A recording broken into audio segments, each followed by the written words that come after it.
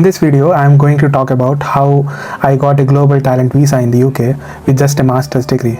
So, the Global Talent Visa is a flexible, unsponsored UK work route for leaders or potential leaders in tech, science, arts, or academia. It offers a fast track to ILR in just 3 years for talent applications and 5 years for promise applications. And it requires no minimum English language test or salary requirements.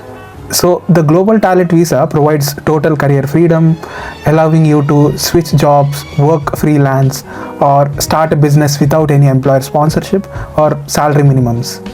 I got this visa in November 2025 and I moved to the UK in mid-November and started working here in the UK from December 2025. To know how I did it, I'll set up some context. I'll talk about my background a bit. So it all started when I was in the US.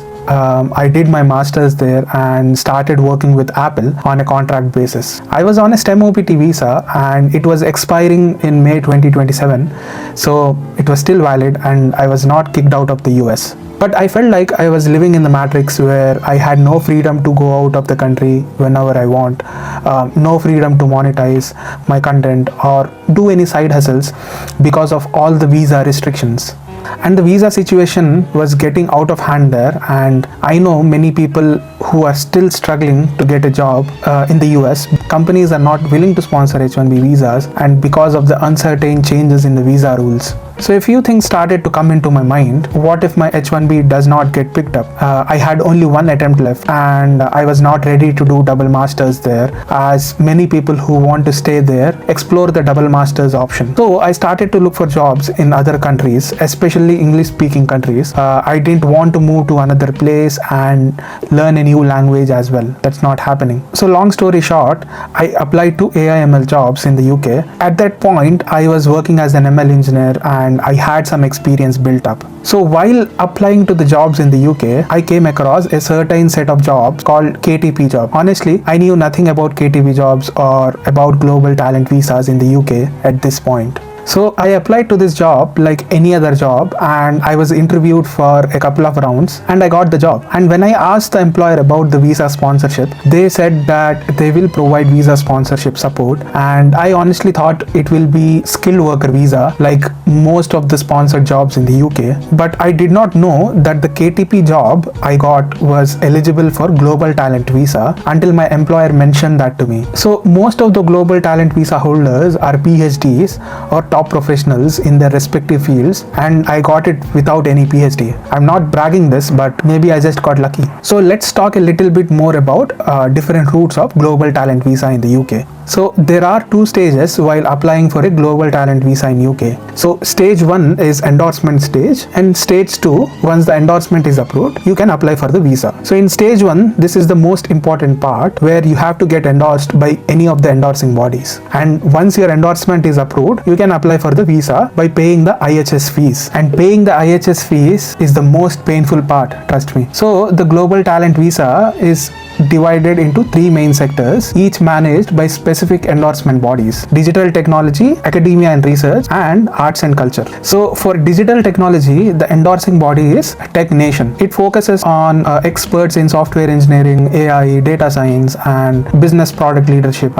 in tech sectors. So if someone is working in tech sector, then there is high chance that you can get endorsed by Tech Nation. Number 2 is academia and research, where the endorsing bodies are the Royal Society, the British Academy, Royal Academy of Engineering, and UKRI, which is UK Research and Innovation. In academia and research, there are 4 routes, where academic research appointment, that is if you have an eligible job offer at any UK institution like a professor, etc., you can be eligible to apply to that endorsement. Number 2 is if you have individual fellowships. Number 3 is endorsed funder, where researchers or grants from approved funders, for example UKRI, and this is how I got endorsed. And peer review for experts without a specific job offer or fellowship. Most of the students who are doing PhDs and want to move to the global talent visa apply via this route. And there is arts and culture. Number 4 is if you have won any prestigious prizes, then you can skip endorsement phase completely and you can move on to applying for direct visas. The prestigious prizes or global awards include getting an Oscar, Nobel Prize, Turing Award. If you get these, then you don't need to apply for endorsement at all. You can directly apply for the visa. So if you want a global talent visa in the UK, then these are the routes that you have to go through and get endorsed by any of these bodies to get a global talent visa. So I got a global talent visa via academia and research, and I got endorsed by UK Research and Innovation, which is short for UKRI. Because I got a job as an AI/ML engineer in a KTP project. So a KTP project is basically a three-way team up between a company, a university, and an associate who majorly leads the project. So the government, in this case UKRI, pays for it because they want to help UK businesses